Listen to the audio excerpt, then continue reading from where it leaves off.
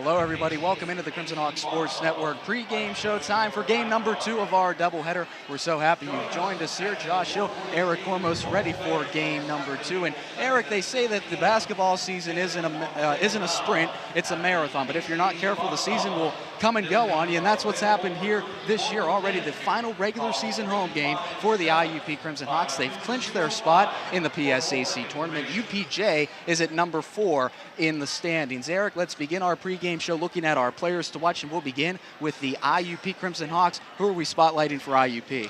Well, we're going to look at who else, right? Daddy Ubedi, who's coming off a very nice performance over the weekend in the loss at Slippery Rock. Very efficient, second in the team in scoring. Just under 20 minutes per game, but you can see right there shooting over 70% from the field. Outstanding job of putting the ball in the basket. So we talked about secondary scoring for the IUP Crimson Hawks, but the mainstay is Brandon Norfleet. You heard Bill Otto in the senior night procession mention one of only 6 players in the country to have 500 points, 100 rebounds, and 100 assists on the season. You look at some of the names, Brandon Norfleet's as good as anybody in the entire country. Absolutely, returning all-region performer. Led the PSAC in scoring earlier this year in terms of points per game. And really, it's really nice to see him round into his senior year, because the last couple of years he'd been a second, third, or fourth option offensively. That's not to do anything with his talent level, just the fact of the people that were here before him. And nice to see him step into that role and really be the team leader. Take a look at how these teams compare by the numbers. Well, they both put up some points. UPJ, 4th in the conference in scoring, and both teams outscore their opponents very nicely as well. IUP 5th in the conference in scoring margin. UPJ sits at number 6. Both teams shoot the ball very efficient as well. We're back, and there you see DEVON COTTRELL has only played a couple of games this year, has been out due to injury, but still a big-time piece for this IUP team, especially last year in their national championship run. Second all-time in IUP in block shots, no doubt. If he hadn't suffered an injury earlier this year, he'd be the all-time leading shot blocker in the history of Crimson Hawk basketball. But still, you can see right there on the bench, an active member of his team.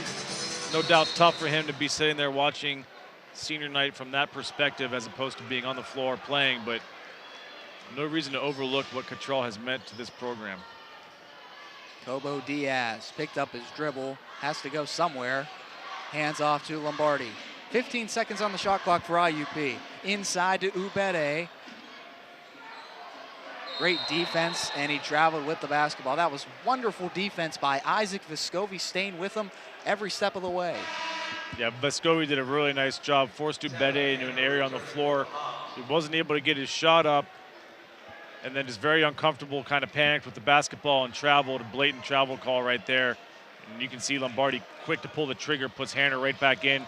Ubede takes a seat. It's been a really well-played game here tonight. Both teams playing tremendous. Offensive foul is Leahy is going to get called for the push inside as he was jockeying for position. That's 3 fouls now on Leahy. Vescovi has 4 as well for UPJ. Clancy has 3, and so does Larrabee. It's a great opportunity to look at IUP's next opponent. It will be the regular season finale for the IUP Crimson Hawks as they travel to Seton Hill, February 24th. One more game left for IUP this year. Seton Hill into tonight, 9-10 in the conference, 11-12 overall, right in the middle of the pack. You can see IUP traveling on the road to go there. IUP defeated Seton Hill earlier this year, 81-63 back on January 20th, so a rematch there. And that will be IUP's final game before hosting first round PSAC game here on March 1st, a quarterfinal matchup. I'd also like to take this opportunity to thank our seniors, Najee Poles and everybody else. They've all done a tremendous job here this season, and we are running low on games. We will be bringing you that first round game on March 1st. The IUP men will be here, and we will have that game for you on the Crimson Hawk Sports Network, so we certainly hope you tune in on BacklightTV.com. 82-77 IUP with the lead here. 12 seconds to go. Josh Hill, Eric Kormos, Tegan Schreckengast with you tonight. Najee Poles directing. I'd like to thank our entire student crew for all of the hard work this season. Because after this, it is postseason time. Eric, it's unbelievable how quickly the seasons go. Yeah, you look at it right now, the season's really 3 months old. It started all the way back on November 13th. As Norfleet will go to the line and shoot 2. Trying to reach the 30-point plateau. Will Brandon Norfleet. He has 2 cracks at it, rather. I'd also like to thank Jake DeLuca for his hard work earlier tonight. Play-by-play for the women's basketball team. Did a tremendous job. The women came away with a victory over UPJ. That final was 79-52. Another career high for Marina Wareham, and there he is, Brandon Norfleet.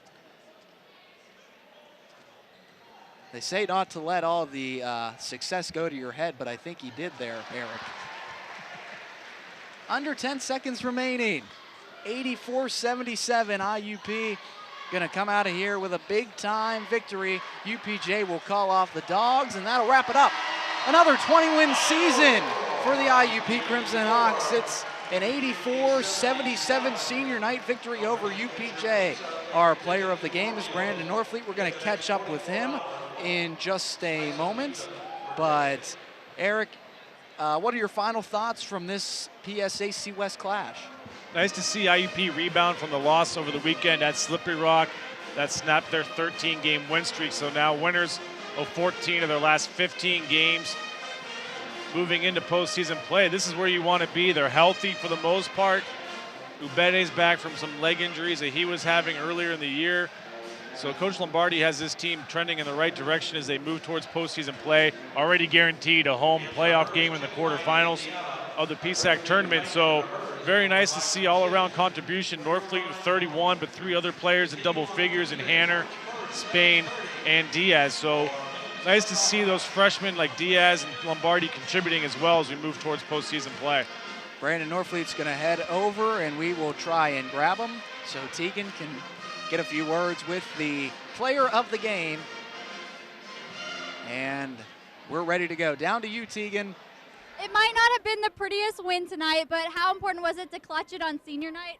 Oh, it was big. We weren't even stressing it just being senior night. We just wanted to come off bouncing back from a win at Slippery Rock, and it was a good win. We just want to keep winning going into playoffs. With so much spirit all season from your bench, what do they add to the game? Oh, they add so much energy. When we're down in the game and we need some type of energy, they're there for us, and it's a big help for us. Thank you so much. Thank you.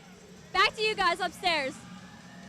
For your updates all night long, Eric, IUP comes away with an 84-77 victory. Before we sign off, let's take a look at some of the dates of the PSAC tournament, because IUP's got one more road game, and then it is on to postseason play.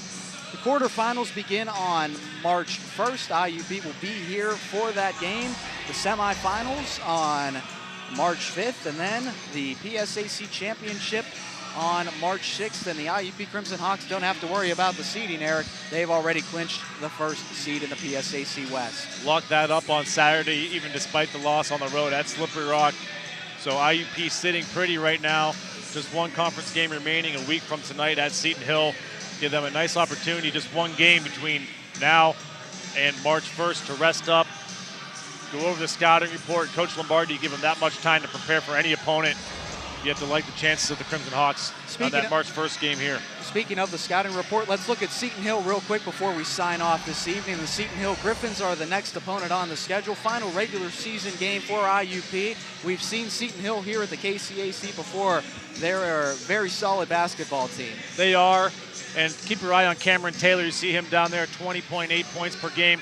Remember when he came into this matchup the first time around here at the KCAC, he and Norfleet were tied for the conference lead, and Norfleet exploded that night, if you remember, for 38 points, a career high for Norfleet. So Seton Hill looking to avenge that early season loss here to IUP.